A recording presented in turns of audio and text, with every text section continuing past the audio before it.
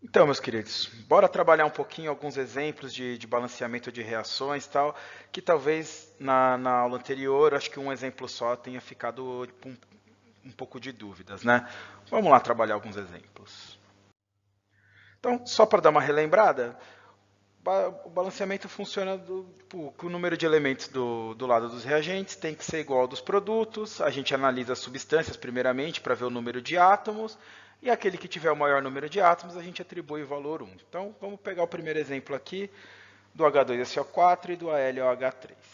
Pela primeira substância, eu vou ter 7 átomos, 3 de H, 1 de S e 4 de Os. Aqui no AlOH3, que é o hidróxido de alumínio, eu também tenho 7 átomos, só que vai ser 1 de alumínio, 3 de hidrogênios e 3 de oxigênios.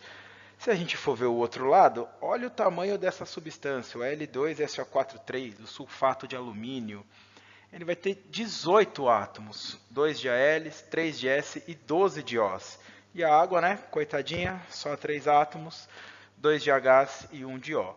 Logo, a gente vai ter que, né, atribuir o valor 1 aqui no Al2SO43 e vamos ver o que acontece. Agora sim, vamos seguir aquele passo a passo de primeiro balancear os metais, depois os ametais, hidrogênio e oxigênio. Então eu tenho 2 átomos de alumínio do lado dos produtos, então eu tenho que ter 2 átomos de alumínio do lado dos reagentes. Vamos pegar então agora o S, que é o meu ametal que está aqui, 3 átomos de enxofre de um lado, tem que ter 3 átomos de enxofre do outro lado. E aí eu fico naquela dúvida, né? Vou balancear hidrogênio ou vou balancear oxigênio? Gente, dica, deixa sempre o oxigênio por último. Ele meio que vai servir também para conferência, para ver se o balanceamento está certo ou não, porque quase sempre quando o número de oxigênios bate, tipo, tanto do lado dos produtos quanto dos reagentes, quase sempre a reação está balanceada certinho. Então vamos ver primeiro aqui o número de Hs. Só pegar aqui a ferramentinha da caneta. Vamos ver o número de hidrogênios. Eu tenho 2 átomos de H, só que eu coloquei um coeficiente 3. Logo, eu vou ter 6 átomos de H aqui. Agora, dá uma olhadinha aqui no hidróxido de alumínio, que tem o 3 aqui. Eu já teria 3 átomos de H, só que como eu atribuí 2, então eu também fico com 6 aqui. Logo, eu vou ter 12 átomos de hidrogênio do lado dos reagentes. Então, eu vou precisar de 12 hidrogênios do lado dos produtos. Aí eu atribuo então aqui o valor de 6, né, aqui para a água, porque aí eu fico com 12 hidrogênios também do lado dos produtos. Um pouquinho mais longo esse balanceamento, mas assim, só os números que ficaram de leve um pouquinho mais feio. Vamos dar uma olhada aqui no de baixo, C2H4 mais oxigênio, dando CO2 e água, uma reação de combustão, né? Fazendo a mesma análise, eu vejo que eu tenho 6 átomos aqui no C2H4, né? 2 de C, 4 de H, 2 átomos aqui para o gás oxigênio, 3 átomos no gás carbônico e 3 átomos na água. Logo, então, 6 átomos aqui no C2H4, atribuo o valor 1. Com isso, eu já fixei o número de carbonos. 2 carbonos do lado dos reagentes, 2 carbonos do lado dos produtos. Vamos dar uma olhadinha nos Hs. 4 Hs do lado dos reagentes, eu preciso de 4 Hs do lado dos produtos. Logo, coloco o número 2 aqui na água. Vamos ver os oxigênios, então. Do lado dos produtos, eu tenho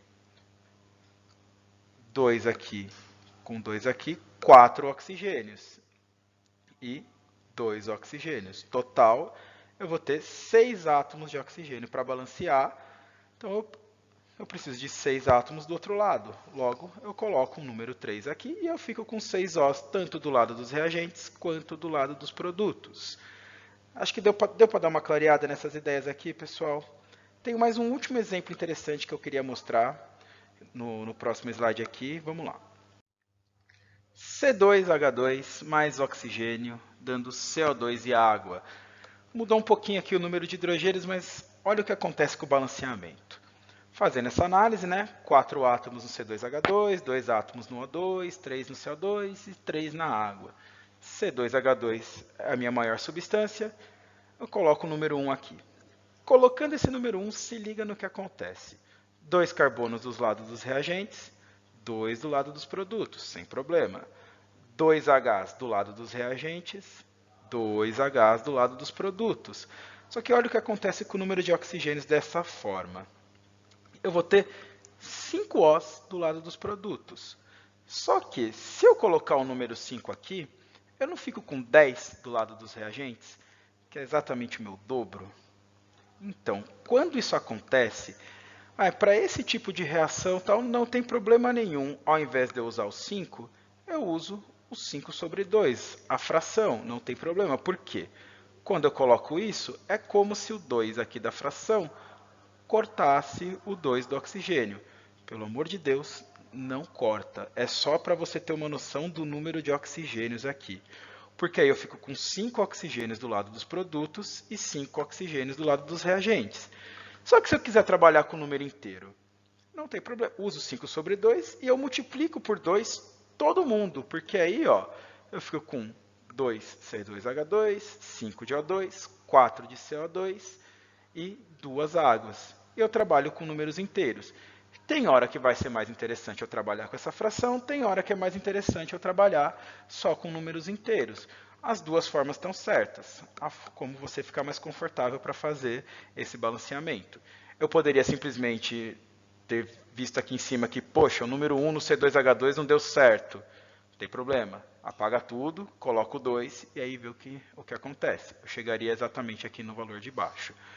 Espero que com esse vídeo um pouquinho mais longo que o anterior eu tenha conseguido sanar algumas dúvidas de vocês. Bons estudos, a gente se vê em algum outro momento.